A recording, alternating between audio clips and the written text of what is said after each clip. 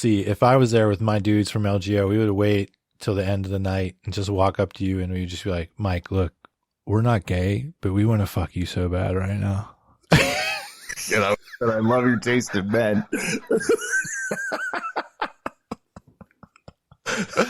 That shit sounds amazing. That's why this is, it would, I'm joking about it. It would totally ruin though. Like if you got on the cover of Recoil and you did like a semi-nude with the card in front of your junk, it would fucking ruin everything. But yeah, I don't want to take away from the work I do now. I know. But it just would be such a banger. Like here's Chris, like the Chris cover. Well, you think people got fucking mad at that? Like, let's do that Mike fucking naked with the card in front of his junk. How ridiculous is it that people got mad at the Chris cover? It's insane to me. If I boiled down the comments to like the essential comment, it was, oh, I'm tired of this shit getting rammed down my throat, which actually was somebody actually said that I'm tired of this shit getting rammed down my throat, which was ironic.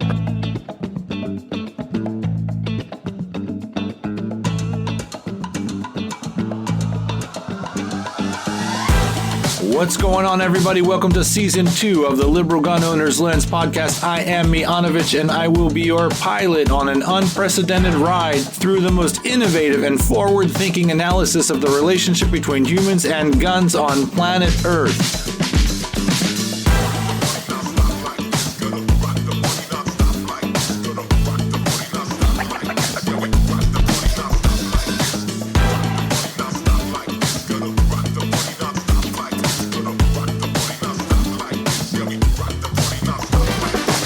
The entire nexus between guns and public safety needs a wake-up call, and Liberal Gun Owners is here to rock that party. Are you somebody who thinks you know what's going on with guns and public safety? I don't give a shit. I'm dragging your ass into the future whether you like it or not.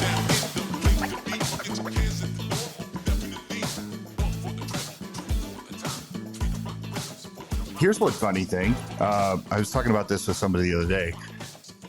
Because I work around so many people that are kind of in the gun neutral, gun negative side, right? Like anti-gun side. But I will tell you this, like, I laugh at every time something happens, people jump behind me. Right? Like, I'll give you this, like, I was with the Mental Health America people once in Philadelphia, and we were, actually, no, sorry, it was DC, and we were heading towards the train, and a fight broke out between two people. And I remember like two of the Mental Health America people got behind me. I'm bigger, I get it, right? But the one lady's like, "Yeah, I'm always going to run behind you because I know you're carrying." And I'm like, I'm not going to say a word. I'm going to let them think that, right? It's helpful. Yeah, everybody hates guns until they need one in their life or they need to be protected by one. Well, then I'm writing a paper right now where I'm talking about the deep normality of humans and weapons, right? And also I go into a little bit the whole, it's also normal to be like, ooh, I don't like that dangerous stuff. Both are normal. But if you look at every single type of society that humans make, okay, so that's going to be a hunter-gatherer, pastoralists, agriculturalists, and then industrialists and post-industrialists. Those are only 5 ways that human beings set up their lifestyles. And every single one of those, weapons are a gigantic part of it. They're a very, very important part of it. In the contemporary lens, that means guns. But in every one of those places, guns are basically a necessity. The difference is who monopolizes the guns, who controls the guns, right? Is it the leaders or the leaders and the people together? That's the only thing that you're ever going to have, right? So in that's all of human societies have been like that. It's like that right now. It's going to be like that for 500 years. The difference in these societies where you have people who are not with the guns, they don't want to be a part of the guns, is they basically just farm out that gun usage to other agents. right? They still benefit in the society from the presence of weapons and what the weapons do for law enforcement, for the military, and so on and so forth. But it's like people buying meat. Like, how many people buy meat and they eat meat every day, but is it in their mind ever, the butchers and the slaughtering process? It isn't. They don't want to think about it. So they push it off, and they push it off. Those nasties get pushed off to somebody else, but they are still a part of that slaughtering process.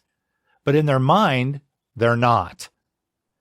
Right. That's what happens with people. What you just mentioned, that story with those people. Well, they want to push it off to other people, right? But they still are connected to it. I don't want to say they need it, but I think there's an argument there for you need weapons for law enforcement, and you need weapons for the army, and you need that. So you're still connected to it. You've just farmed it off to other people. Does that make sense?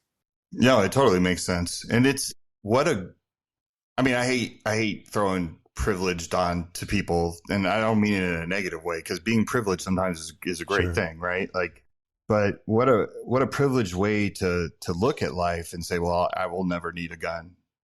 But right, like there's a certain amount of privilege in there, and if and maybe you will get in that situation where you never. And good for you, right? Good for you that your family's in that situation and you've never needed that.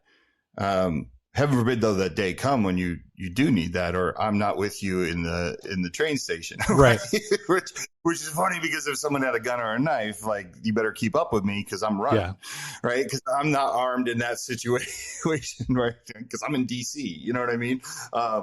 But yeah, it totally makes sense what you're saying, and you're right. You farm it out and you hope for the best, and that works. That most people are never going to need a gun. And people that have a gun, they're not going to need a gun for the most part.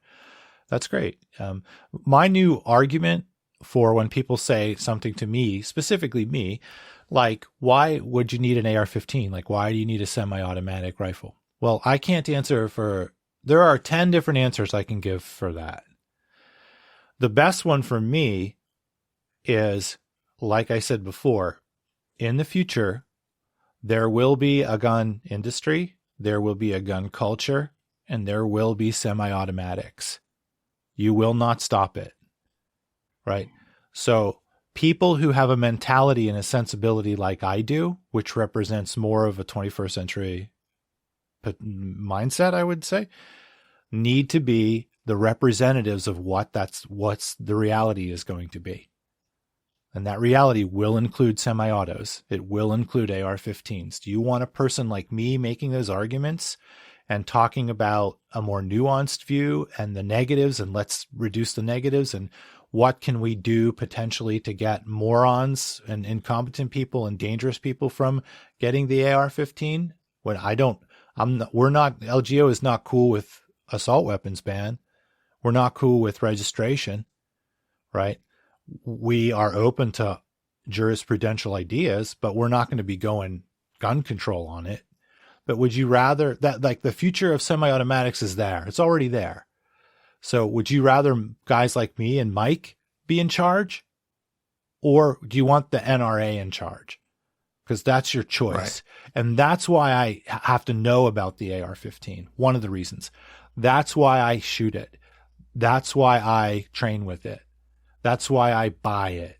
That's why I participate in it. It's one of 10 reasons, but it's probably my most important reason as the executive director of Liberal Gunners. You can have the NRA and the way things have been, or you can have me and Mike and Rob and the Liberal Gun Club and Chris Cheng. You can have that shit. Or you can have this other shit. You choose. Right. I always, so when we get on the AR-15 thing, like, and people ask me, and it happened a lot, like when I was in Aspen, right? Like, I'm walking around and they're like, oh, that's the gun dude from the other day. Like I, you know, and I would sit there and talk to anybody because I'm just happy to be there. Dude, by the way, I'm going to get back to my point, but it was one of the coolest things. At one point, I'm literally in this tent with a speaker badge, and there's Chelsea Clinton, there's Fauci, There's Brink from BlackRock. I'm here. I made it. Right? Like, I'm one of these people. Like obviously I'm not them, but like I'm treated the same way in the same tent with the same credential, speaking on panels. Like, I thought that was just awesome. Right. So I'm just happy to be there the next few days walking around, but it gave a lot of people opportunity to kind of sit and talk with me. And many of them were asked, how do I feel about like AR-15s? And I always do this thing. I like to do this because it's a good way to start a conversation. I'm like, if I told you that we could reduce the number, drastically, the number of deaths from drunk driving by banning red sports cars, would you just blindly follow me? Or, would you say, wait a minute, how? Like, right? And that's, to me, when people say we need to ban the AR, I always say that's a feel-good legislation thing. That's the equivalent of me standing up and saying we're going to reduce drunk driving by banning red sports cars. And that always gets the conversation started because they're like, how so? And then when I kind of explain to them the issues, one step further, like when we have our cultural competence courses for mental health clinicians, one section of the course, we take the 223, right? Like we take the AR, we show them the AR compared to other rifles to do the whole like scary looking, right? Like, this is the gun Rambo used, like that, because that's where the mentality is, right? Like they look at that gun and they see what Rambo uses. Like they don't look at it and get into the nuance of it. But when we pass the cartridges around, like when we pass the ammo around, like it's really interesting to watch their eyes, right? Especially when they hit some of the other calibers. They're like, wait a second. Right. I'm like, yeah, imagine what that caliber of bullet will do to somebody, right? And then they see that little 223 and they're like, this is the AR round. It's like their mind is blown. Yeah. But that's how we educate people, right? Is get them into an environment where they're not defensive. They're willing to learn. And these are things that you got to understand that you're probably teaching them and they're going to walk right out that door and not remember. So we got to be willing and open to have these discussions over and over and over again. And that's what I love about Walk Talk America is that phone line's always open for anybody on the mental health side that wants to call and say, refresh my memory about that. Yeah. Or, but you're right. Like, let's face it, what people want to accomplish by saving lives, feel good legislation is not going to do it. And, are you going to rely on the NRA? Like, is that the people you want representing the fight for guns? I mean, some people would say yes, but they're all on the gun side. Right. So, yeah, I mean, could we have picked a more fucked up and weird fucking place to like stake down and try to change the world? That this has got to be the toughest place on earth, or one of the toughest places on earth, man. But that's why I think this is what I said to Chuck Rossi. I said, some of these cats in guns, like in terms of progress, they don't even know where the playing field is. Like, they don't even know where the game is. They're just stuck in their way of doing it. And that's the hill they're going to die on. We're playing a game that's in a completely different stadium. And that's where I think the real game's going to end up in the future. But this is also why this is maybe the best place for world changers to be in. Because the people involved, mostly, they don't even know. Like, they don't even know. They don't even get what we're saying often. And I'm talking more on the gun side now, but certainly on the gun control side, both sides have people that don't even know. And all we're doing is saying, hey, you can care about this one thing and care about its opposite. Right. It's not mutually exclusive.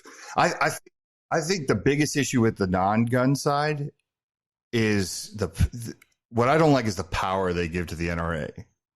Like, they do give them a lot of imaginary power that they don't have anymore. Yeah, I mean, the NRA is still a big organization, but it's not what it used to be. And then they're always saying like all these gun manufacturers are a shill for the NRA. It's like, it's hard enough to get money from gun companies. On the flip side of that, when you're looking at the industry, I still think you have like a lot of people that have that mentality. Like, I'll give you an example. I'll throw some companies under the bus. Beretta.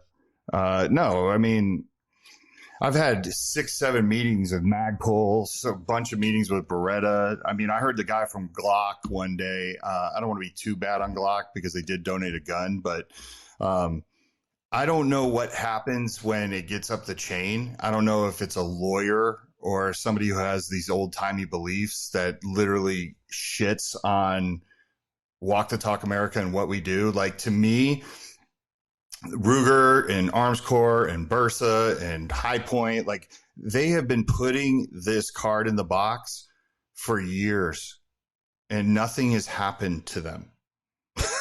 Right? Like, there hasn't been one instance where one of their customers got their guns taken away, or there hasn't been one instance where they've been sued because they brought up suicide prevention and like being on top of your mental health. But in some of these meetings with like the Beretta people and the Glock people and the Magpul people, I don't know if it's a lawyer that comes in or somebody comes in and just kills whatever progress this has been made. I find that the marketing people kind of get it, but I don't know up the chain if it's that old school NRA like mentality, like, no, you can't be talking about suicide prevention or mental health because you don't want your customer. That opens up Pandora's box for your customers. There's like this fear. Yeah, it's like a self-selecting process. In order probably in those companies to get up high, you have to have that kind of narrowness because they're expecting that kind of speech and that kind of attitude as you grow, right? And I'm just assuming that there are some companies that are like that and some that are not. Like, my mind is going to Recoil Magazine. It's not a gun company, but you know, most likely was a lot. There's pushback anytime Recoil does something like Chris Cheng, or they had that great piece on us, and they're these stalwart gun people that are like, you're going to fucking eat it if you keep doing shit like that. Your magazine's not going to go anywhere. Meanwhile, they're doing great. Great, right? They're like, to me, they're like the top gun magazine now. Recoil. I can't believe we haven't landed on their radar yet. I've always like when I saw where they were going, I was like, oh, we're going to fit in. We'll just wait in line. We'll get there one day, but it hasn't happened. Here's what I will say there. You know, it's like you and I, like, so the people that are in charge, there aren't a lot. Like, it's a couple people that are crazy fucking busy. This is my sense. It's not that they don't want to. It's that you have to pursue the shit out of them because they're spinning so many plates. So it's like a smaller scope of management trying to do a lot of things. So you have to like fucking remind them. That's what I'm learning. But anyway, I will do what I can to put a bug in the ear. Yeah. And like I said, hey man, they do a lot. Yeah. Right. Like just having Chang on the cover, like things like that. I mean, and not even, you know, not bowing down to the stereotypical guy who's just like, oh, you're trying to lose your audience. Like, you don't even know who the audience is. You just got like 18 different friends on Instagram and you think that you're the gun culture, right. You know? Yeah. Like, you think you are guns, but like, no, I'm not knocking them at all. I want to get put on by them. I'd love to do something with them because I love the way they think. I'm making a note of it. And then maybe that's something that you and I can talk about working on in 2024. Since Umani and I are hitting them up extra for an idea that we have, we're going to be in there kind of jostling them anyway. So, maybe that's something you and I can talk about. Like, let me help you guys jostle them a little bit. Because getting you guys on the fucking cover would be giant. That would be giant, man. Yeah. I mean, even if it wasn't the cover, man, even if it was just like something in there. Like I said, I still think one of the things I'm up against, and you're number 5, and I know I'm up against it because at the NASGW show, which is the National Association of Wholesalers Sporting Goods show, still meeting with a lot of companies. There was a lot of companies that are like, I've never even heard of you. And we suck at the self-promotion thing. So it's like, Yeah, we get that. I mean, this is one of those things where if we could continue on this trend of Mike getting back in shape and losing weight, if we can get you all the way back to the fucking model, fucking Karl Lagerfeld Dick Army form, and get you on the fucking cover of Recoil with just like totally nude, but with the Walk the Talk America card in front of your fucking junk, like I would quit. I'd just be like, I'm done. Randy's done with, I have done it. I win. Mike wins. I'm done. I don't need to do anything else. It's over.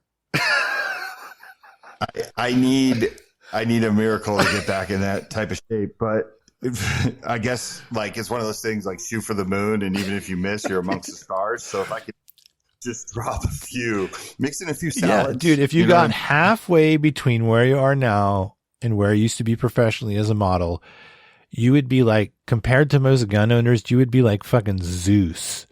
Like there was a moment there though, but you had to catch me between like. No, I shouldn't say that. By the time I got back in, I was already way too heavy. I out-kicked my coverage. I did this thing the other day, and this is a side eye. So your listeners need to, I think, understand. I was a model for many years, many moons ago, and many pounds ago. I will tell them up front, as always. Yeah, it is so funny when my daughter the other day, we moved, and it wasn't the other day, it was a couple months ago, but we moved, and I was going through some boxes, and I found some old modeling pictures, and my kids never really cared about that, like, but it's so funny because I was showing them, and my daughter was looking at some of these photos, and she's like, I don't even recognize you. It doesn't even look like you. I'm like, it was. I'm underneath that. Yeah. I mean, it's hard, dude. I mean, I hit 36, started a family, was working so hard, couldn't work out. You're getting home at like 10 o'clock at night. My knees are fucking killing me. You're eating a giant meal every night at 10 o'clock for fucking 5 years straight. And the next thing you know, it's 50 pounds or something, Yeah. Yep. So, yeah, I tell you the story of, So the cover that I was on for Playgirl, right? Adam Runula from Century, like he worked at Palmetto at the time. He thought it'd be funny when Eagle, my old gun company that used to have our annual party, he showed up with like 150 shirts with that cover, and he was just passing them out. So when I showed up to my own party, he got there early. Like a lot of people had these shirts, and my favorite moment of the night was as I was signing out the party. One of the people that worked at the restaurant, we used to do it at Lagasse's place that was in the Venetian or Palazzo, and one of the girls goes, "Hey, who's the guy on the shirt?" Literally, that was me when I was younger. I'm like, it's okay. I look nothing like that guy anymore. But that was one of Adam's best pranks. See, if I was there with my dudes from LGO, we would wait till the end of the night and just walk up to you, and we'd just be like, Mike, look, we're not gay, but we want to fuck you so bad right now. And I love your taste in men.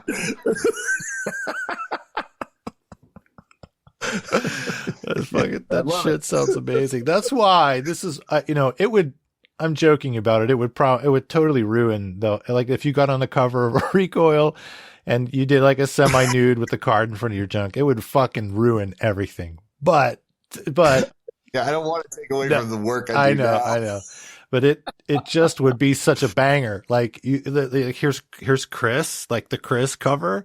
Well, you think people got fucking mad at that? Like, let's do that Mike fucking naked with the card in front of his junk. God, it was how ridiculous is it that people got mad at the Chris cover? It's insane to me. If I boiled down the comments to like the essential comment, it was, I'm tired of this shit getting rammed down my throat, which actually was somebody actually said that I'm tired of this shit getting rammed down my throat, which was ironic. Yeah, but also ironic. I didn't think that one out before they put that out there. But also, it was like the 62nd issue of Recoil. So he's looking at Recoil magazine going, I'm tired of you cats shoving this down my throat. It's the only fucking magazine they've had in 62 issues with a gay person in it. How is that ramming it down your fucking throat? It's just the way these people are. And if they knew Chris, like personally, like Chris is not only is he like the most gentleman, like he's like a James Bond-ish, right? He has that vibe where he's just very like soothing and like in control and smart. And you know what I'm saying? Like if you knew him though, like he's the best representative you could have out there. Especially in an administration you probably don't agree with because it doesn't fit whatever politics that you want, but we all could come together under the second. I don't know.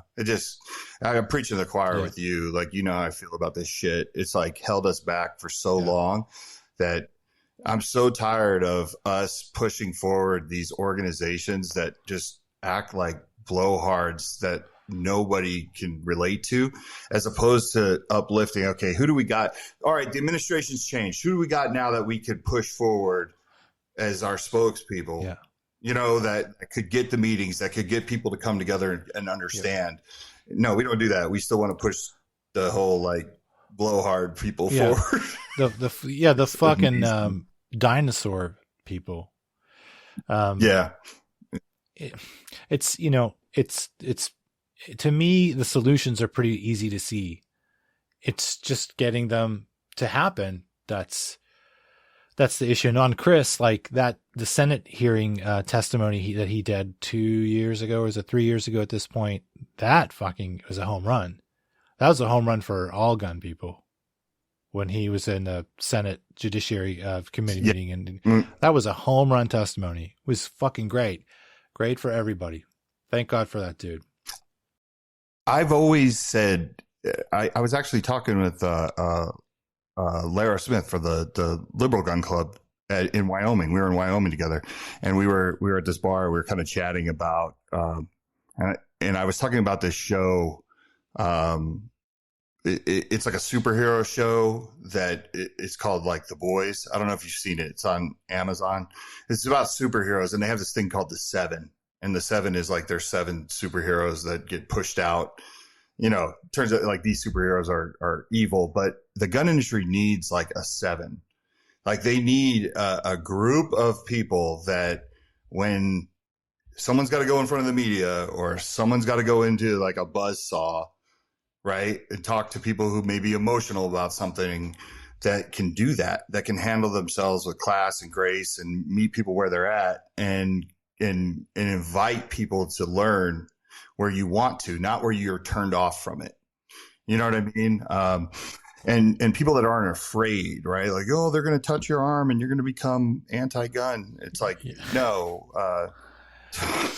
It's the exact same level as if you go to the Elton John concert, you're going to wind up gay.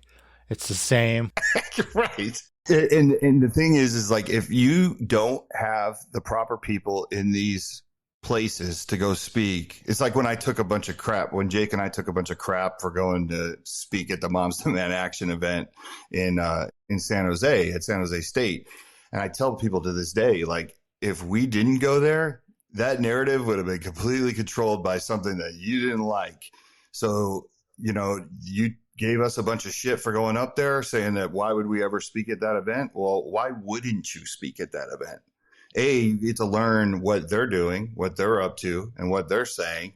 And then B, you actually get to speak to a bunch of people that many of those people are gun neutral and they're there for the taking. They're going to go one way or another. And if you let somebody else create that narrative, they're definitely going to go that negative way. You know, I think a lot of this shit with the mentalities, the political mentalities around guns, it's sort of tries to represent a reality that's not reality. And so what I'm saying by that is my example is I just went to the Virginia Threat Assessment Conference with Eddie Davenport. We took Eddie Davenport. Mm-hmm. And, you know, you had speakers there who were were Secret Service agents. You had speakers who were one of the cops that had to respond to Parkland. You had one of the moms of one of the very well-known school shooters. You had the woman who is now the principal of Sandy Hook Elementary. You had other cops, you had threat assessment professionals. You had an array of people that were gun people, not gun people, people who are probably gun control advocates, but everybody was on the same page in the heart. No one was like, fuck you, or no one was like that. And we're talking about all the way from the Secret Service to gun people were there, a gun organization was there, to the principal of Sandy Hook, to one of the moms of one of the well-known shooters of a well-known shooting. And everybody was on the same page. And I think not exactly with like the same page, like these laws versus not these laws, or just as humans, we were on the same page. We were like, okay, we disagree, but like we're here, right? That was like the vibe. That's more, I think, what reality is than what everybody else is trying to fucking paint it as. I do know that other shit with getting into it and is still there, but I think this is why we need to be out there doing shit and not on the internet all the time, because I think things are a lot more moderate than people believe. They are. 100%. 100%. Like the work that I did a few weeks ago with the DOD and the VA, like that is the work that no one's going to write about it, right? Like there's nothing sexy about that. Like it's better to fight or just act like no one cares. But you now have the VA. When I went to the White House, you know, some of the people that know me who are listening know that I was at the White House in 2019, right? And at that time, I remember saying to the VA, the gun industry can help you. You just can't make us a villain anymore, and you need to work with us.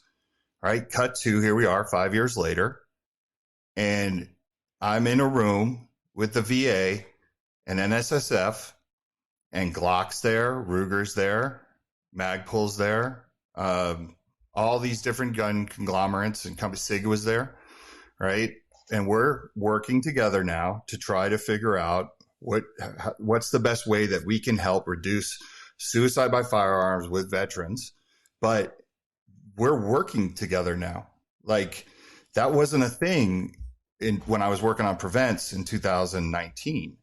So there is progress, and there is hope that we need to actually address and focus on, because if you go online and you literally look at the news and you look at all these things, like you could get pretty negative, right? Thinking that no one's having a good conversation or nothing positive is happening. Everybody's against us, whatever. But that's not true at all. Like we have .gov, and I know a lot of people are like, fuck .gov, I don't want .gov. But no, like the VA literally trying to listen to us and take us our information and the things that we're trying to pass and saying like, this is how we can help you with the messaging. We have a spot at the table now, which we didn't have many years ago. Yeah. Get out there.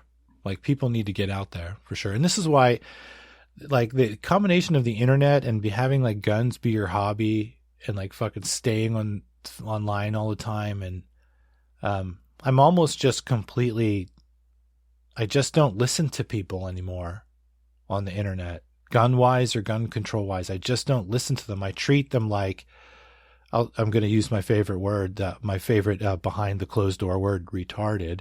Like people are just, they're literally, and I mean it scientifically, they're retarded. Like there's something wrong there. And we simply cannot have the progress that we need if we are tied to, or I should say, tied to, or we're worried about the way that these kinds of people think. Like I have learned that you have to detach from them. Like it's not that I will listen sometimes, but I don't know how many of these people are actually going to change. I think it's about a smaller group of people that progress forward, go downstream a little bit, put a new stake in for the new way. And then if people catch up, they catch up. If they stay in the old days, then they stay in the old days. But